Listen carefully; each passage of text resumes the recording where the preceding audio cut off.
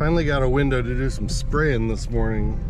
It's not super still, but it's still enough that I can get some spraying done. I think most of the day it's supposed to be pretty calm winds, so hopefully I can get a lot done. See how the day goes. Well, this day is already not going well at all. Good day to be spraying, but I got the sprayer filled up and was just getting ready to go, and I noticed liquid coming out of the bottom. So I threw a pan under it, pulled the shield off of it, and there's a pinhole leak in the cast iron pump, and it's got a lot of corrosion because of the salt that we use in the sprayers. And so I'm gonna have to go order another pump. I think it's like, on John Deere's website it said it was like $1,100, I think. They'll have to order it. Who knows how long it's going to take them to get here. And then I got to get this petcock replaced out of it. It's kind of beat up for some reason. Not a great start to the day. Okay, so this is getting even weirder and weirder. The pump that we need from John Deere, it's $1,100, and he said he'd get it here overnight, but it would cost like $30 or $40 to ship it overnight. On top of that, there are only 5 left in the world. I'm going to get this petcock, but they don't have that either, and he doesn't have a way of getting one. So a little update from yesterday, I guess. Things didn't really go as planned, unfortunately. We went back and monkeyed with the pump on the sprayer, and it wasn't good. And we decided, with such limited availability of new pumps for that machine, that we just had to get the new pump. So we ended up buying it, but the problem is we couldn't really easily get the clutch off of it that engages it when you push the button inside the cab. And Gary wasn't feeling like he wanted to deal with it. I haven't really done anything like that. He says it's kind of a pain in the butt. He's done it before and he didn't feel like doing it. So we had them overnight the pump, and then we took our old pump in there with the clutch still on it, and they are going to remove that and then put the new one on, or put it on the new one. I can talk. In the meantime, I started working on the studio a little more, and I'm going to do a playlist on the studio build.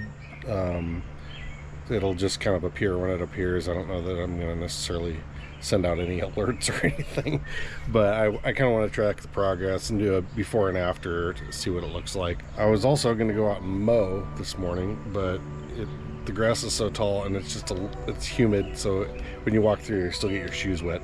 So in the meantime, I've got these organza bags that I ordered a while back for my grapes, and the grapes are starting to look actually like grapes, I guess. So I figured as good a time as any, let's go put these on there, and hopefully it works so we can actually get some grapes this year.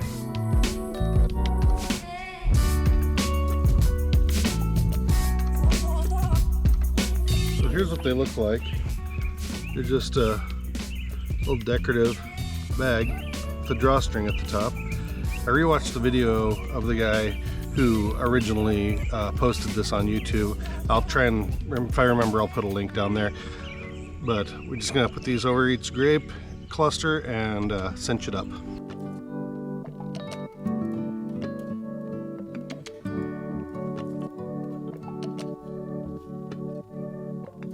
There is a lot more grapes on here than I thought there was. I definitely have enough bags, but this plant is gonna look so weird with all these bags on there.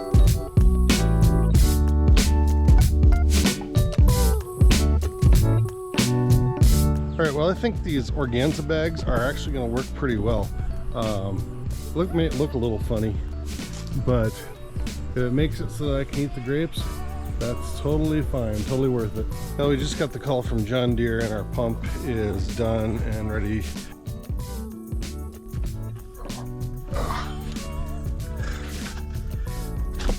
Now we got to go get some parts to one of these.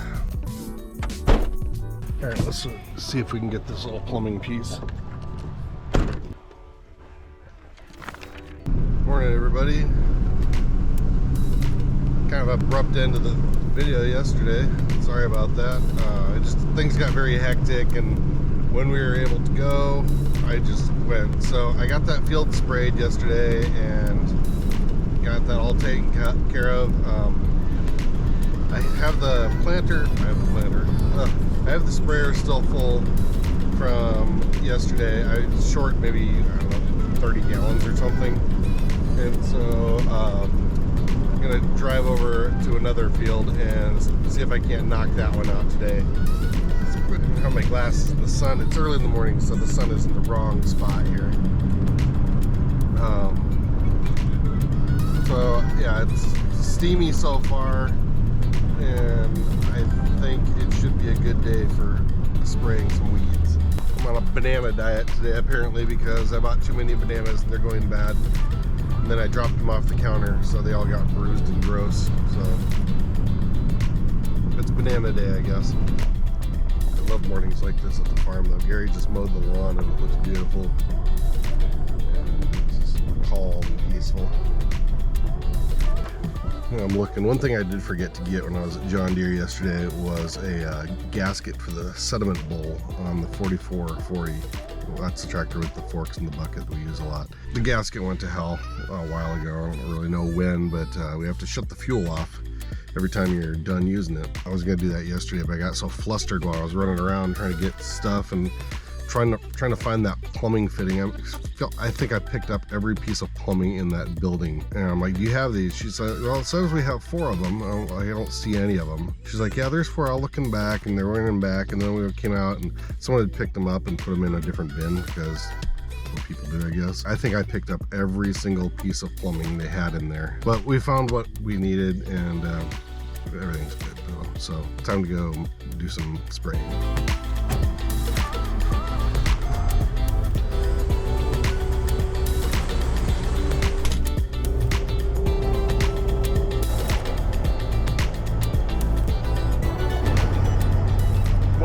Parts about doing yesterday's field was the corn was so tall. When corn is young, you can run it over as long as you don't like turn your wheel on it or grind it in the ground.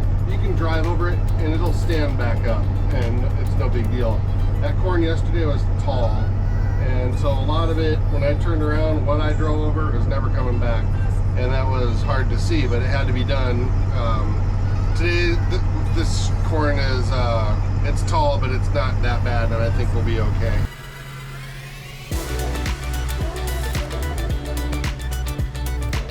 This sprayer is pretty easy. We have ground speed high and low. When you're in the field, you put it on low. That's how fast you're moving forward. Solution pump, and your agitation. Agitation just keeps all the chemicals mixed up. Sometimes there's powders in there. It's basically just stirs it. And then you have your 3 sections of the boom for spraying. Left, center, and right. Turn those on, and then you activate them up here on and off. And then your different sections of the boom where you want them to go up and down, and the whole boom up and down right there. Pretty basic, but it can be pretty nerve-wracking, which is why I'm telling you that. Not nerve-wracking, it's just it can be a little bit intense in some of our fields. You got a lot to watch, and so that's why I don't usually have the camera going most of the time. So I'm going to put you away, and I'll talk to you a little bit later. Well, I guess we have some standing water. This summer weather sucks. I just got that load done, went home to fill up, just got out here, and this got a downburst out of nowhere. Oh my God, this year sucks.